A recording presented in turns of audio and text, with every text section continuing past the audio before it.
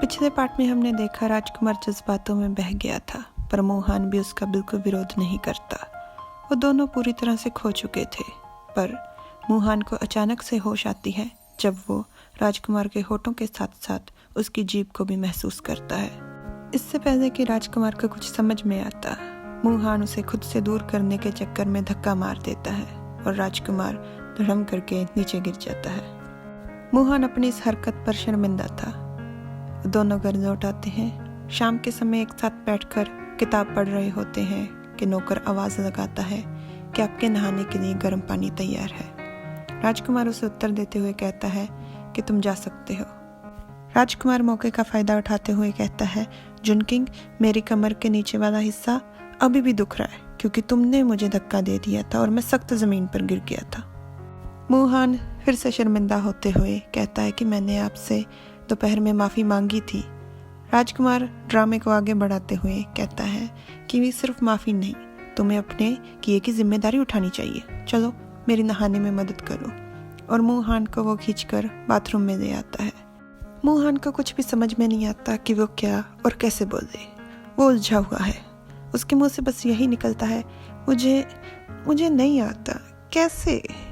और मन में सोचता है कि भला कमर दर्द से किसी को नहाने में परेशानी कैसे हो सकती है। राजकुमार कपड़े उतार पानी में बैठते हुए कहता है, कोई बात नहीं, मैं भी तुम्हारी मदद करूंगा नहाने में। चलो जल्दी से अंदर आ जाओ।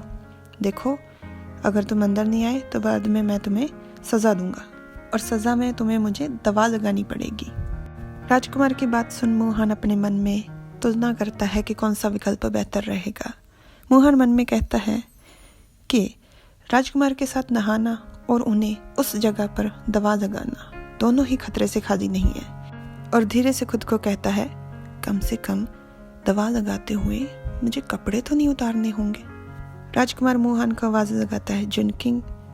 मोहन अचानक से पीछे मुड़ते हुए कहता है, मैं बाद में वांगई को दवा लगाने में मदद करूंगा। राजकुमार सोचता है मोहन कितना प्यारा है। नहाने के बाद राजकुमार मोहन से कहता है, जुनकिंग, दवा लगाने का समय हो गया है। दवा की शीशी पकड़ते हुए मोहन मन में सोचता है, ये इंसान इतना कैसे। और राजकुमार अपना इकलौता पहना हुआ कपड़ा भी उतार कर उल्टा बेड पर लेट जाता है और मोहन से कहता है, जल्दी करो।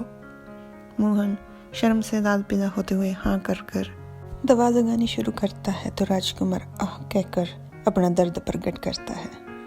दवा लगाते हुए मोहन राजकुमार की तरफ आकर्षित होते हुए अपने मन में सोचता है, इसका शरीर कितना सुंदर और सुडौल है।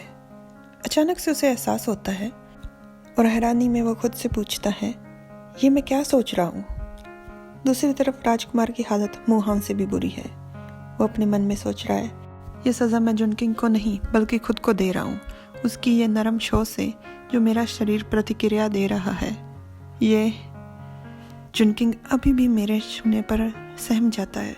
वो अभी भी तैयार नहीं है।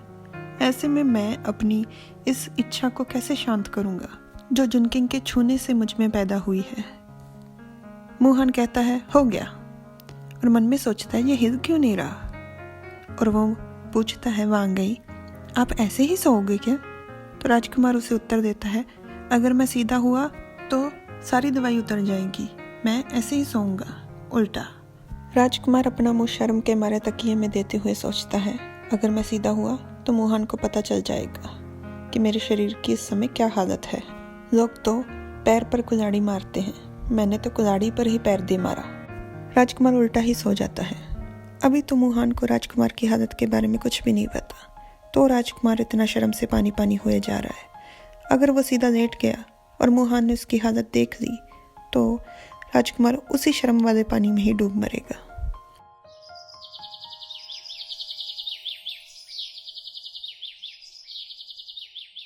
अगली सुबह मोहन अपने दफ्तर में बैठा होता है। नौकर लुनजाओ उसके लिए कुछ किताबें लाता है और कहता है, वांगई, ये पिछले 3 सालों का बही खाता है, पर आप इन सब के लिए परेशान क्यों हो रहे हैं। आप मुंशी जी से बोल दीजिए, वो देख लेंगे। तो मोहन नाम में सर हिलाते हुए कहता है, राशन और कपड़ों की खपत, निजी संबंधों और नौकरों की एक एक हरकत सबके बारे में बही खाते से पता चल जाता है, बिल्कुल वैसे ही जैसे वित्त मंत्रालय से सरकार के हालातों के बारे में पता चल जाता है। नौकर कहता है, मुझे इस सब के बारे में नहीं पता था। हाँ, वांगई, याद आया। मैंने सुना है कि आज सुबह कुछ नौकरों के साथ मैडम सोंग ने सारी सुबह निकाल दी हिसाब तैयार करने में।